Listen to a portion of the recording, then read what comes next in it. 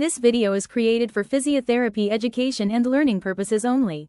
The demonstrations and/or explanations are as per our experiences and are generalized and may not be appropriate for every patient or condition which is more specific.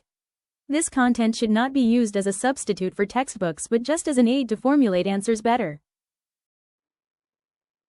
Hello, this is Dr. Ravina and today we are going to discuss the management of knee ligament injuries. We'll first discuss the rehabilitation of conservatively managed ligament injuries. When a patient walks into the OPD, what are the aspects that you need to check whenever the person has complaints of probable ligament injuries? So first and foremost, as we had discussed in the earlier video of mechanisms of injuries in the history taking, we know that if there's a twisting or valgus, it could be an ACL or meniscus. It could be a dashboard or falling on a flexed knee. It could be a PCL injury. If it's a valgus force causing the injury, it could be an MCL injury. If it's a varus force causing an injury, it could be an LCL or lateral collateral ligament injury. The other things that we obviously check are range of motion, swelling, strength, gait, balance, muscle tightness, patellar position, and any signs of clicking or locking that is present. You can check for special tests if the patient is pre-op, just to sort of clinically correlate. If there is a MRI also and it already tells there's a tear, you want to clinically correlate and see how much of opening or instability is present in the knee. You can check with the special tests. And obviously, if you see the posture, if the person has hyperextension at the knee or some sort of an quadriceps avoidance gait where they're keeping the knee bent while walking, it could be an ACL injury. If there's a valgus opening on weight bearing, it could be, that means the medial joint line is sort of opening up while on weight bearing. It could be an MCL injury or medial collateral ligament injury. If it's a varus opening on weight bearing, it could be an LCL or lateral collateral ligament injury. And if there's a posterior sag of tibia, it could be a PCL injury. And obviously, you also need to check for if there are any other signs of comorbidities that are present. So this slide provides the general rehabilitation protocols in the form of short-term goals for any ligament injuries around the knee. So we want to reduce the pain, we want to reduce the swelling, we want to protect the healing tissue and prevent muscle inhibition. So earlier we used to say price principle, where P was protection, rest, icing, compression, elevation. Now they say it has to be police. So police is protection, optimal loadings. Instead of complete rest, they are telling you want to optimally load, and the rest of the things are same. So for joint protection, you can go for bracing, you can go for taping, whichever is protecting the joint from straining the ligament further. So that is what you're trying to do.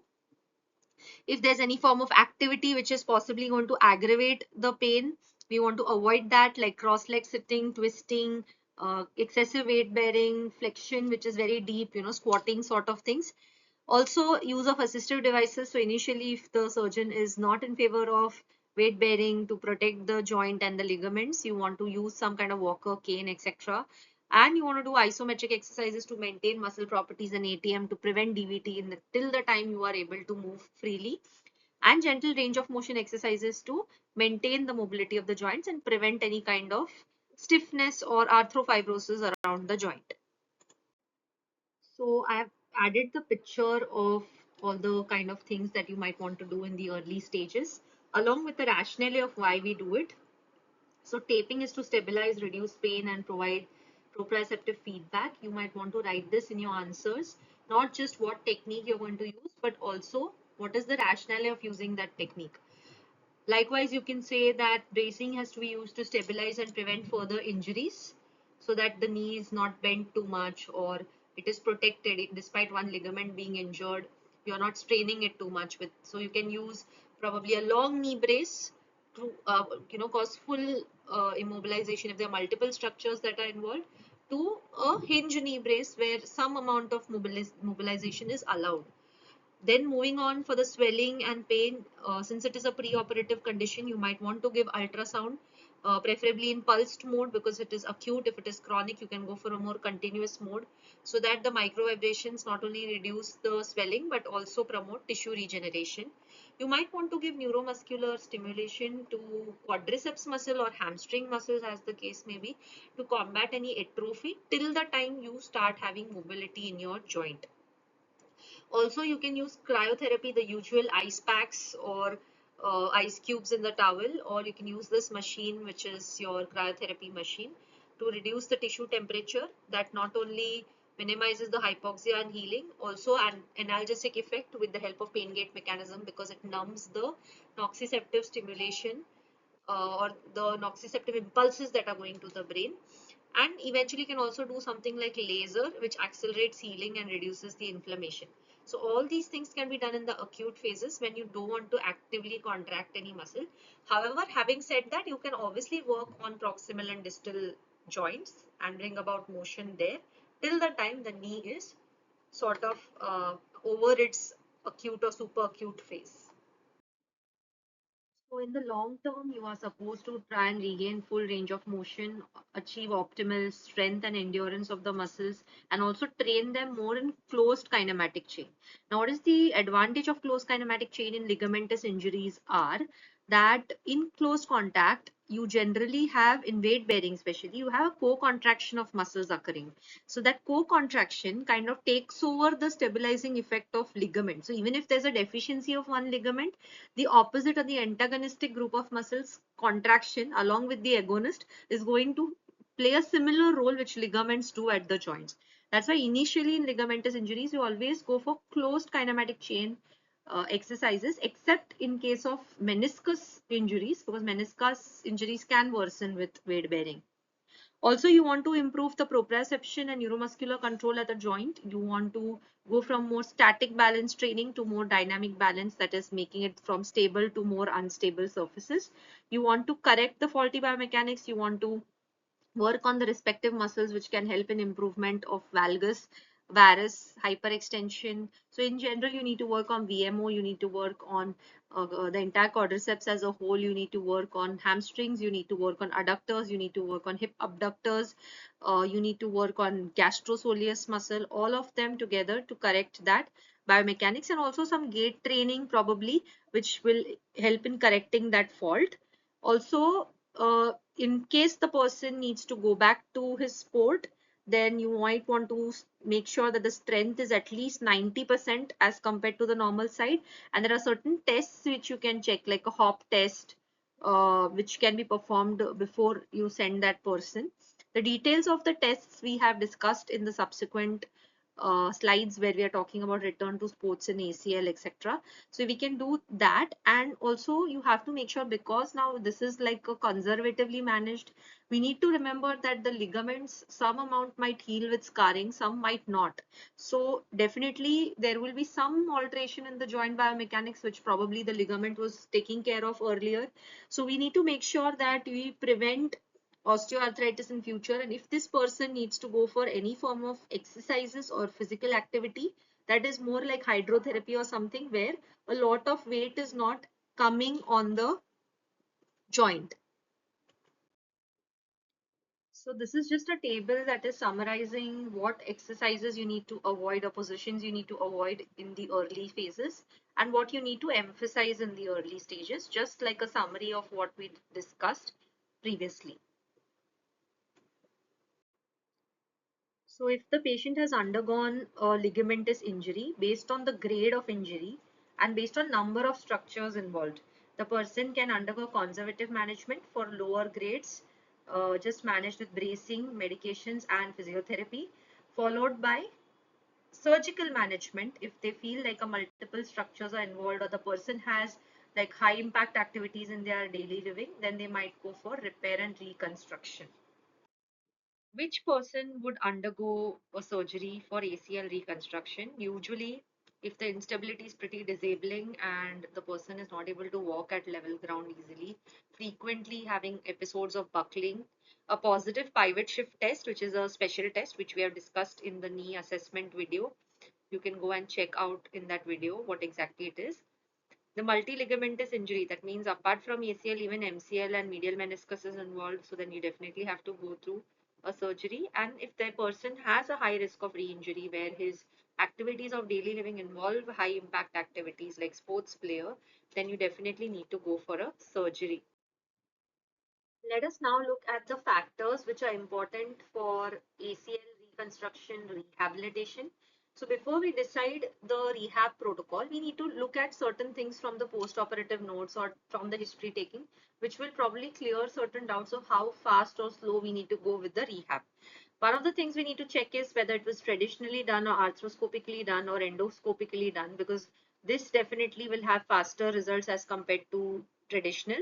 The graft that is used, whether it is a hamstring graft or the bone patellar tendon bone graft, need to check with the patient's age, the BMI of the patient, just to see whether how much load the joint will be having, the muscular strength which is present prior to the surgery and after the surgery immediately, and the number of structures that are involved. So if it is just an ACL, maybe you want to start faster.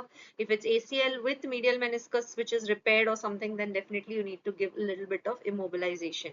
And also the graft healing has certain stages. So initially, when you just put the graft there, initially it will undergo a stage of avascular necrosis, and then from the graft it will start revascularizing in the new area, new tissues will be formed which will be remodeled, and then it will heal. So we need to see that the initial few days, say about 24 to 48 hours, we have to be careful with avascular necrosis, and eventually up to 14 days you will have some amount of revascularization that will happen.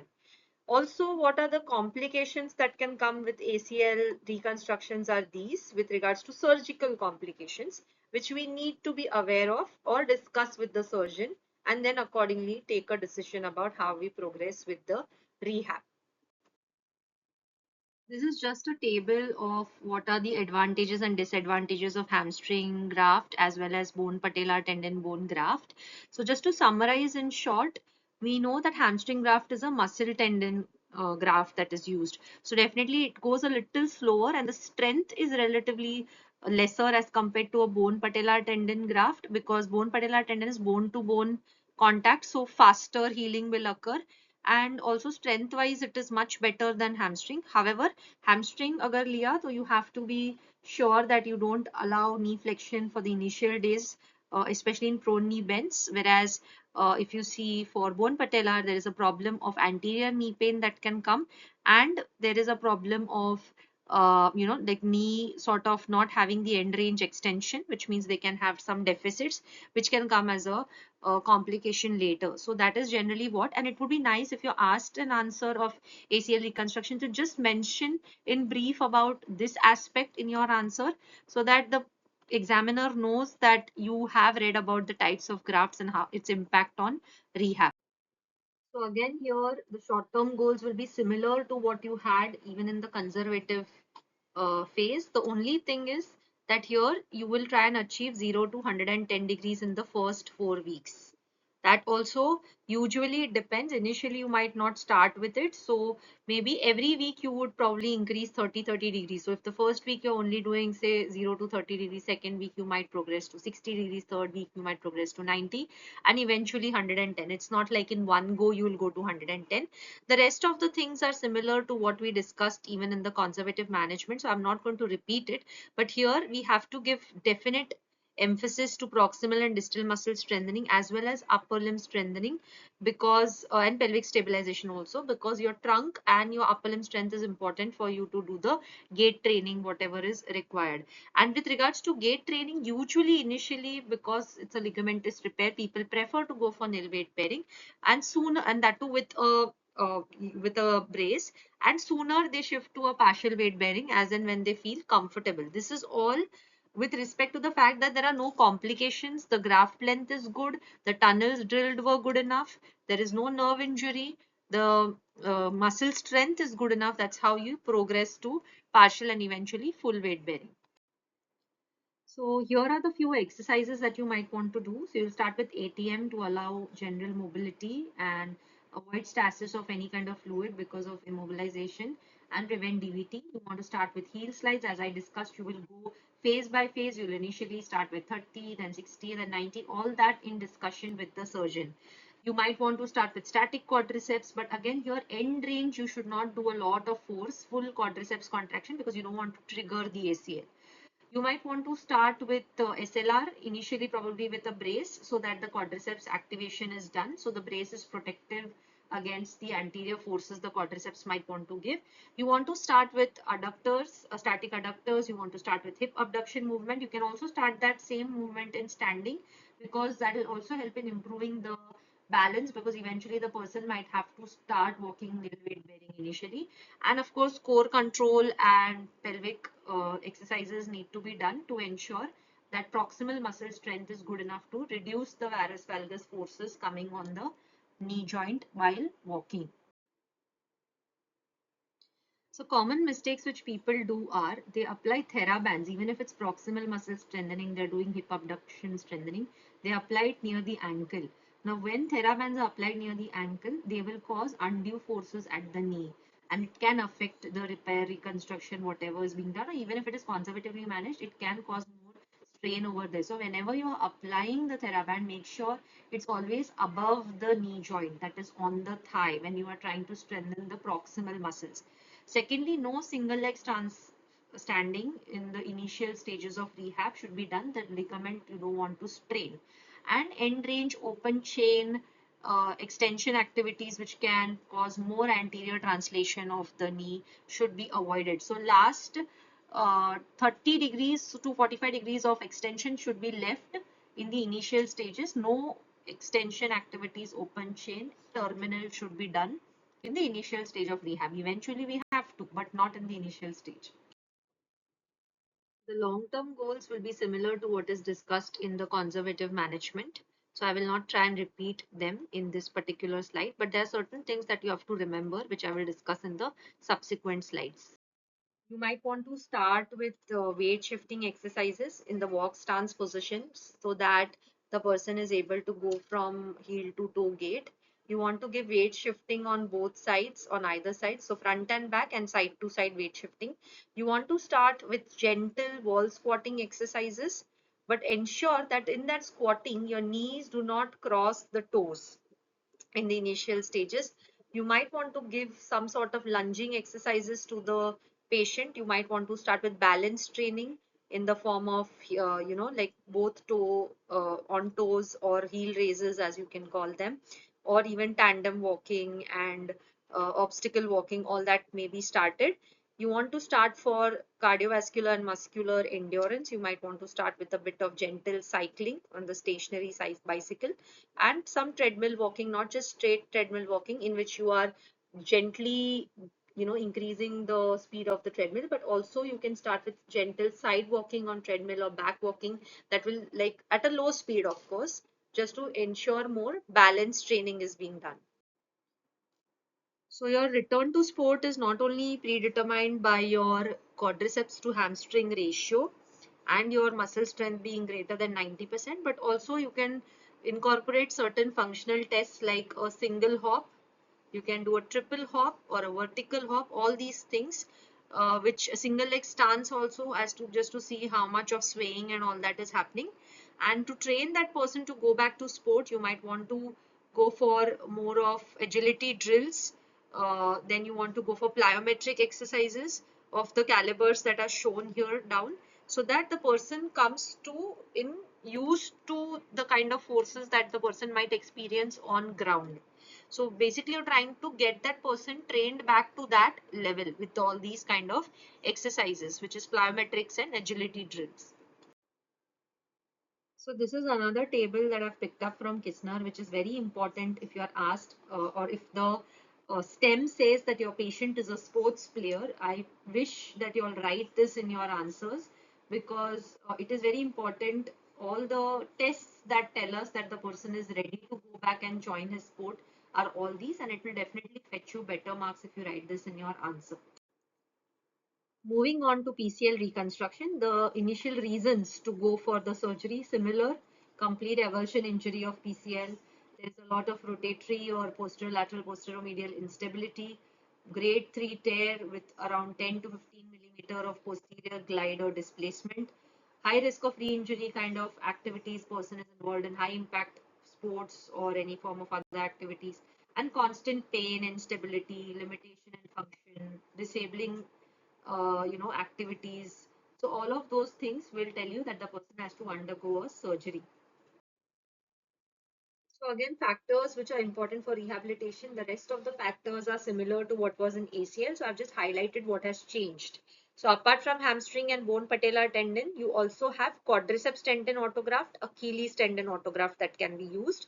And instead of saphenous nerve, which gets involved in ACL, you might have a popliteal nerve vessel involvement, compartment syndrome, and restricted knee flexion range particularly, whereas in ACL it could be majorly extension range which can get affected. Again, the short-term goals become similar here. So I'm not going to read that again, but the change is what I highlighted, which is you need a range of 0 to 90 degrees in the first 4 weeks of rehab. But one major difference is that you will go a little more slower in PCL reconstruction as compared to in ACL reconstruction. And what they say is that when you initiate the knee flexion, you should initiate in PCL reconstruction usually in sitting position. Why? Because in sitting, the gravity is assisting that flexion. So the amount of force coming on hamstring and causing that posterior translation is much lesser. So that is the only difference. Rest of the things are pretty similar here. So I've tried to create this sort of a chart that tells you the major differences between ACL, PCL, MCL, LCL reconstructions, and what exercises you need to do and where you need to take precautions, so that it's easier for you to remember the management and write it in your exams whenever asked. Because if you see, the other joint exercises are pretty much similar, but at that particular joint, which particular muscle should be refrained from starting early, which one you should start early, what angle you need to work on. I just try to simplify it a bit here. So again, for long-term goals, your rehab goes pretty much similar. Only thing here, because PCL is reconstructed, any form of hamstring curl machines that are used in the gym or something with heavy loads have to be avoided for a good like 3 to 6 months, because PCL is not that strong enough to take that kind of load in this particular case. So this chart is just a summary of what are the exercise precautions which the person has to take when there is an ACL reconstruction, there is a PCL reconstruction, and whenever there is a meniscus reconstruction. I have tried to make the timelines as to when what should be done and the degrees of range of motion that is allowed. So then you have to write this at the beginning of your answer if possible, whenever you're asked. So if it's like an answer on ACL reconstruction, apart from the basic surgical description that you're giving and the graph description you're giving, if you talk about the precautions first that need to be avoided and all of that, then after that, if you start your short term and long term goals, that would be more preferable. So whenever you're asked in the exams about a specific ligament, first see which ligament is asked and whether they have asked for conservative management, repair or reconstruction. So we've already dealt with all of them. Then first discuss the likely impairments that the person is going to have. Try to discuss the precautions before that, also the grafts that are taken, the precautions with each of the grafts, and what movements you can do, which angles you should not cater to initially. And then phase wise talk about patient education with regards to dosage of exercises or bracing, protection of the joint, footwear modifications, use of assistive devices. In the short term goals, discuss each of the short term goals in detail with regards to dosage. If there are exercises, you describe the exercise and why you're giving a particular exercise along with dosage. Also enlist about the long-term goals again with dosage and rationale. And also what is important is now a lot of people post-operative, if you notice, we have not mentioned anything about electrotherapeutic modalities. So because there can be an interference screw or something or endo buttons, they are all metal things which are placed to keep the graft in place. So if they are there, so at and around the knee joint, we will refrain from giving deeper modalities. But if at all there is a lot of pain, you can possibly give a tense around the joint. But You can definitely use the electrical modalities like SSF or neuromuscular electrical stimulation in the proximal area just to activate the quadriceps or hamstrings and all, like just to maintain the muscle properties or assist initially in the rehab.